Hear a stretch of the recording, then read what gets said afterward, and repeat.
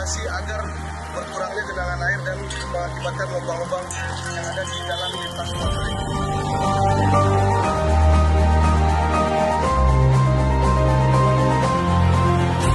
Untuk hari ini ada 3 titik yang akan kita tambal. Yang pertama tadi setelah kita tambal di depan Sagobi, tempatnya di dekat Polsek Muara Dua, kita sudah lubangnya besar di tengah jalan.